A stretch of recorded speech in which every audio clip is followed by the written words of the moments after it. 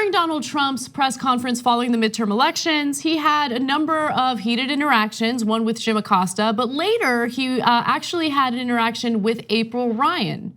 Take a look. Well, I'll give you voters. I will give you voter suppression. You just have to sit down, please. Sit down. I didn't call you. I didn't call you. I didn't call you. I'll give you voter suppression. Take a look at the CNN polls, how inaccurate they were. That's called voter suppression. Go ahead, please. Thank you, Mr. President. I'm not responding. I'm responding to. Excuse me. I'm not responding to you. I'm talking to this gentleman. Would you please sit down? Excuse me. Excuse me. Would you please sit down? Please go ahead. Thank you, Mr. President. Now that the House of Representatives very hostile. has fled. It's such a hostile media. It's so sad. The media is so hostile. It's so sad. My life is so unfair. God, cry baby. Okay. One of our viewers that I just read on the live show said they shouldn't call him Mr. President, they should call him Mr. Baby. Mr. Baby, why are you still crying? Yeah, we're supposed to ask you tough questions. That's our job. Your job is to answer them instead of crying all day long.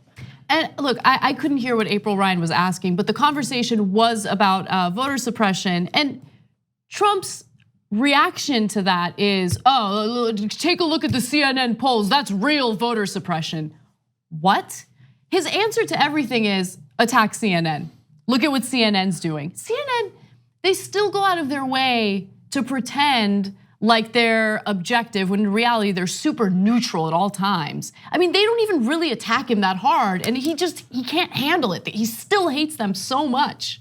Yeah. Can you imagine if he watched online news? Oh, can't wait till he gets a load of us. His head would explode. Okay, end the Trump presidency. Send him one of our videos.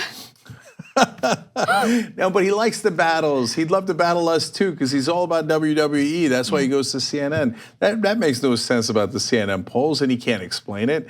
So, but the question, the underlying question, is super legitimate.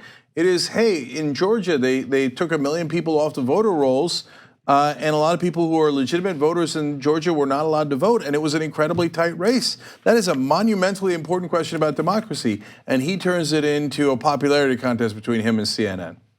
He's a clown. He is a clown. Now, he also had an exchange with a PBS reporter. This is a black woman, for those of you who might be listening to this podcast, and she wanted to ask about how Trump identifies proudly as a nationalist, and here's his reaction to it.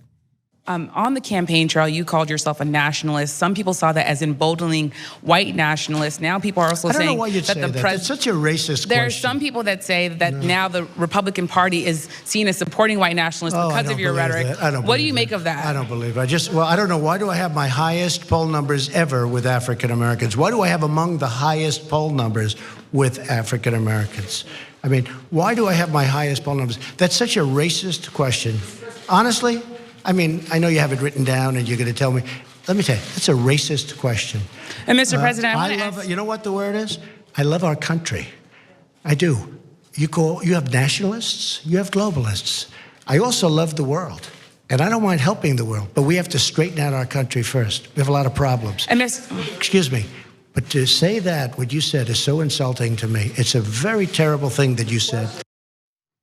You know, if you wanted to answer that question by just mentioning, look, I love America, I identify as a nationalist because I love this nation, whatever, right? I mean, I don't believe him, but that would have been a much better way to handle it than to point to a black reporter and say it's a racist question. But Anna, he only said it about 28 times. So he's, everything, because he's a child, everything is the whole thing about rubber and glue, right?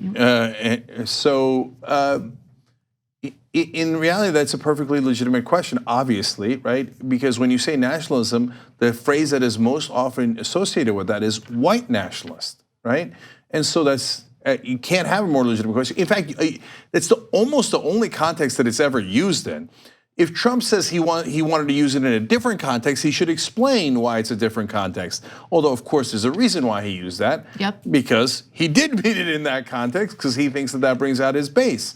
So, and then his answer, instead of giving a serious question as to the distinction between nationalists and white nationalists, is, oh yeah, you bounced off me and stuck on you. You're the racist. But that doesn't make any sense. why is the question racist?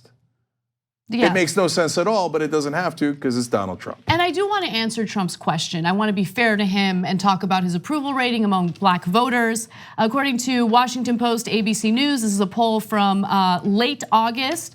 His approval rating among African Americans is very high, a whopping 3%. So go F yourself. 2 easy ways to follow Young Turks. One is hit the subscribe button down below, then you're a TYT subscriber. And second is ring the bell.